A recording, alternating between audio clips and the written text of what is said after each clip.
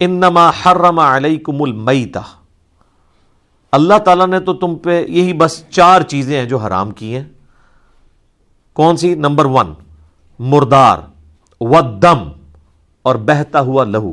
ایک لہو وہ ہوتا ہے جو گوشت کے اندر یا ہڈیوں کے اندر ہوتا ہے، وہ تو نہیں نکلتا. یہ ذبح کے وقت جو خون نکل گیا نا، وہ اس کا پینا حرام ہے. خون وہ خود پاک ہے، کپڑوں پہ لگ جائے، لیکن اس کا پینا حرام ہے. لیکن جو بوٹی کے اندر ہڈیوں کا جو گودا ہے وہ سب کا سب وہ بھی تو خون ہے.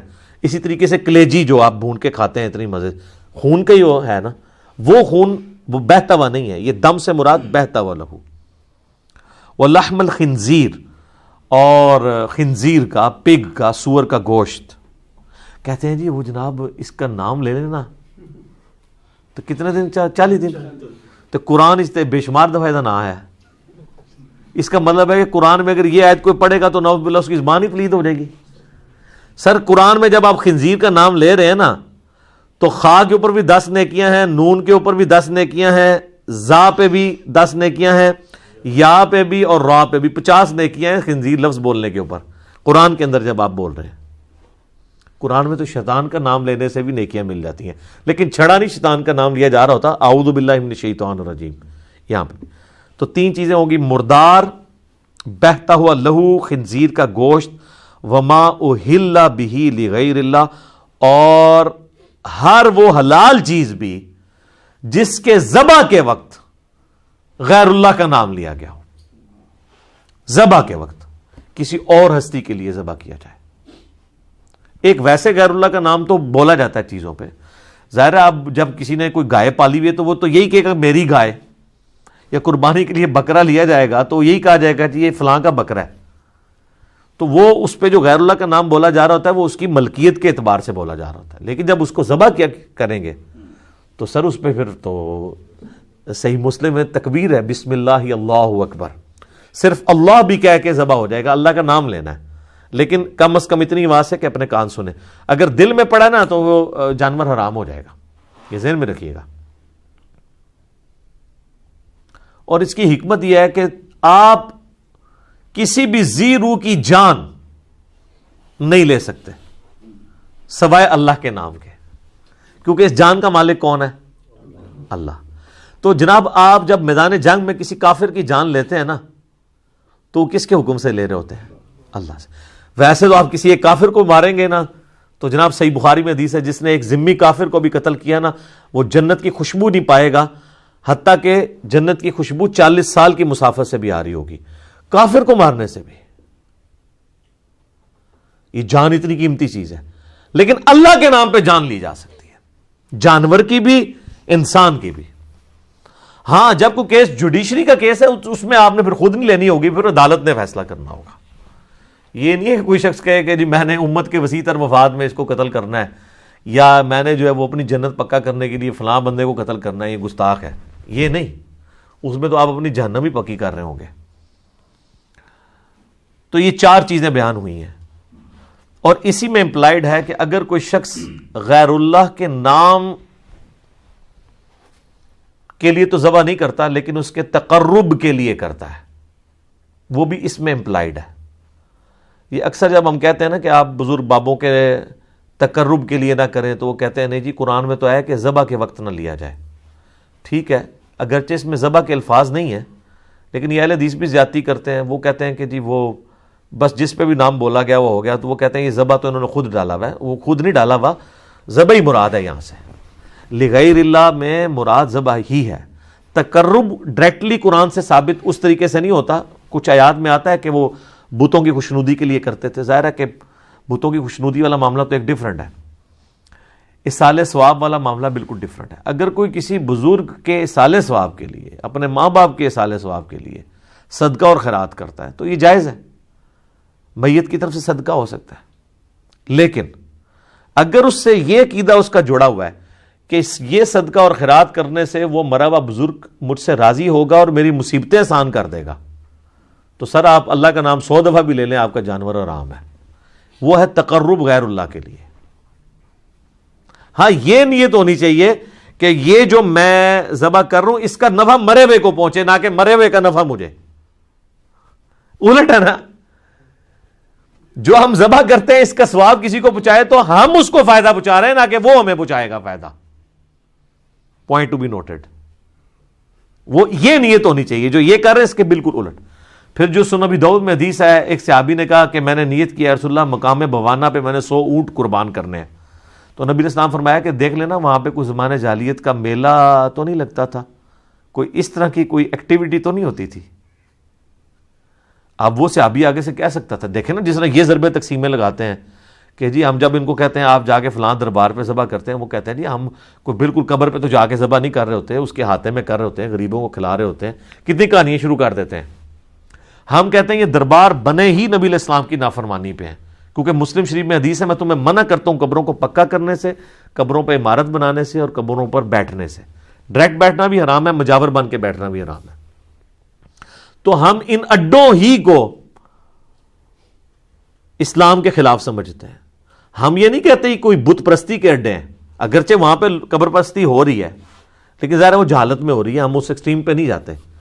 لیکن چونکہ یہ بنے نبی علیہ السلام کی مخالفت میں ہیں تو اس کو یہ سپورٹیو حدیث ہوگی جو ابو داؤد کی، جو ہم یہ اجتہاد کر رہے ہیں کہ نبی علیہ السلام نے کہا کہ اگر زمانے جاہلیت کا بھی کوئی میلہ وہاں پر لگتا تھا تو وہاں پر جا کے بھی تم اللہ کے نام کا ذبح نہیں کر سکتے. یار صحابی سے یہ توقع تھی کہ وہ زمانے جاہلیت کے میلے والی جگہ پہ غیر اللہ کے تقرب کے لیے جا کے ذبح کرے یا اس کو وہاں بھی آئے، کیونکہ وہ تو نئے نئے اس وقت پھرے ہوئے تھے شرک سے، ان کی توحید تو بڑی راسخ تھی. انہوں تو بالکل ایک سمجھے جس کو کہتا ہے ٹنا ٹن سنی تو ٹنا ٹن مسلم سن. وہ کہتے ہیں نا ایک ٹی ٹی ایس ہوتا ہے ایک پی پی ایس ہوتا ہے. پلپلا سنی، یہ میں کل مفتی اکمل صاحب کی تقریر سن رہا تھا، اے دیکھ لو ٹی ٹی سنی ہوتا ہے ٹنا ٹن سنی تے پی پی سنی ہوتا ہے جڑا پلپلا سنی، یعنی وہ اپنے علاوہ سارے نوں پلپلا کہتے ہیں.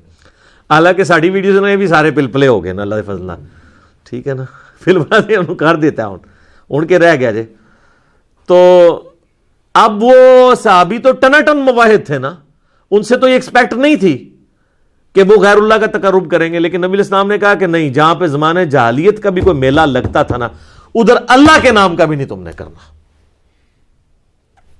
یہ امام الموحدین کی تعلیم ہے.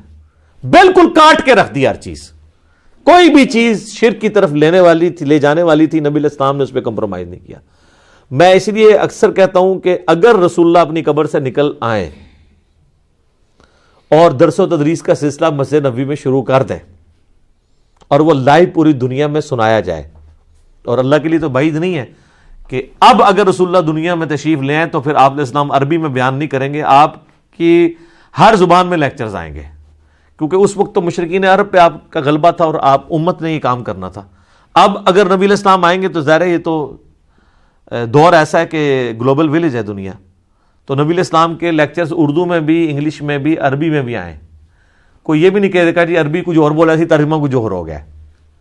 تو واللہ میں آپ کو یقین سے کہتا ہوں رسول اللہ ان کے سامنے بھی قبر سے نکل کے آئے نا، یہ تب بھی نہیں مانیں گے، وہ کہیں گے ہماری آنکھوں پہ جادو کر دیا گیا. اور یہ قرآن میں لکھا ہوا ہے، جگہ جگہ یہ بات آئی ہے، سورۃ الحجر میں، سورۃ الانعام میں، کہ یہ کہتے ہیں نا کہ یہ قرآن ہمارے سامنے آسمان سے نازل ہو اور ہم اپنے ہاتھوں سے چھوئیں ان کاغذوں کو جن پہ اللہ نے اپنی ہینڈ رائٹنگ کر کے تو قرآن نازل کیا ہو، تو اے نبی ہم یہ بھی نازل کر دیں، یہ اپنے ہاتھوں سے چھو بھی لیں، پھر بھی کہیں گے ہماری آنکھوں پہ جادو ہو گیا، اے وہ کتاب ہی نہیں جڑی اللہ نے نازل کی ہے.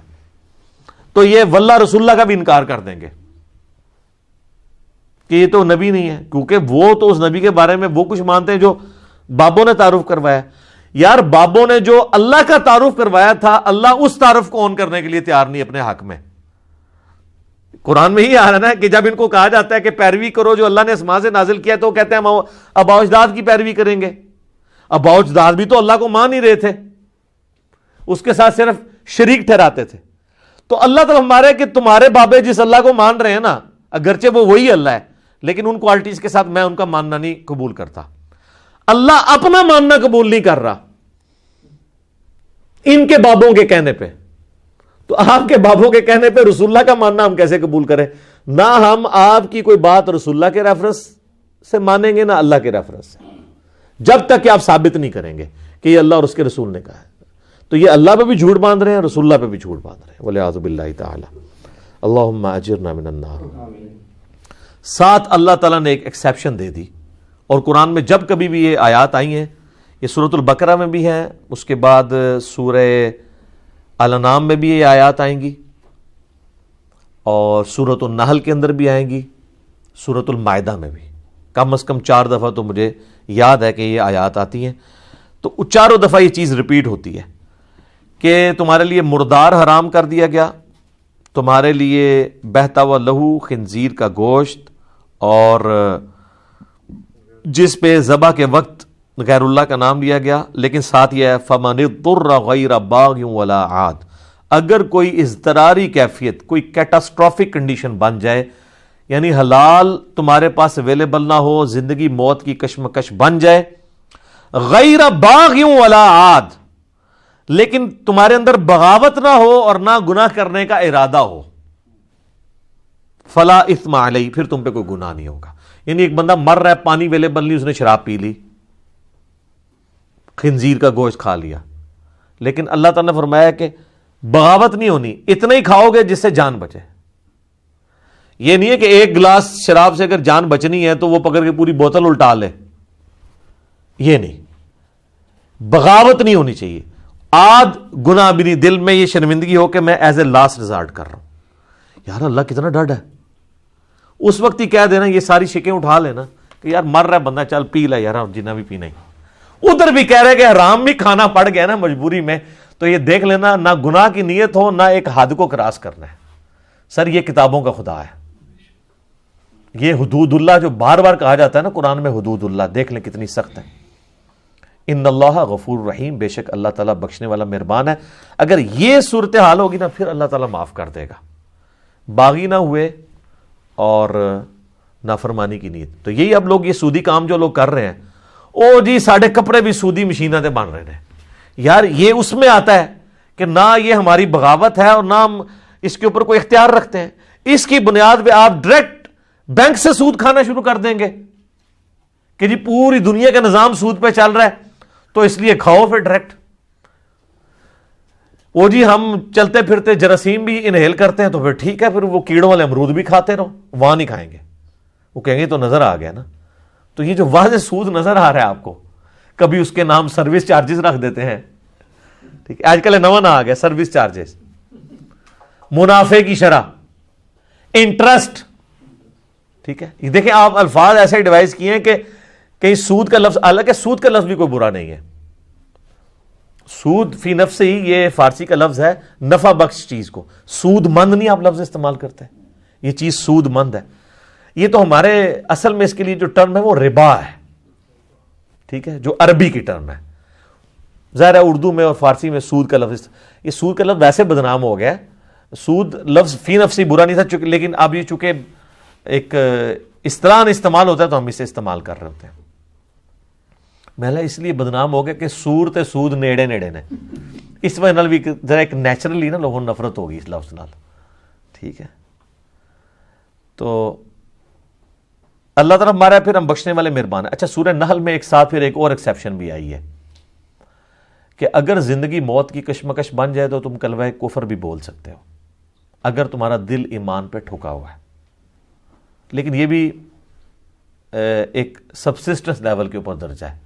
اعلیٰ درجہ وہی ہے جو سنن ابن ماجہ میں حدیث ہے، نبی علیہ السلام نے فرمایا معاذ اللہ کے ساتھ شرک نہ کرنا، خواہ تمہارے ٹکڑے ٹکڑے کر دیے جائیں یا تمہیں زندہ آگ میں جلا دیا جائے، وہ اعلیٰ ترین درجہ ہے۔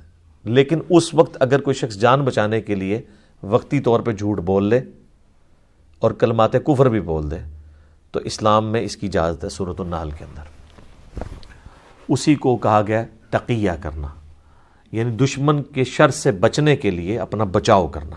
سورہ ال عمران میں بھی آیا کہ تم تقیہ کر سکتے ہو۔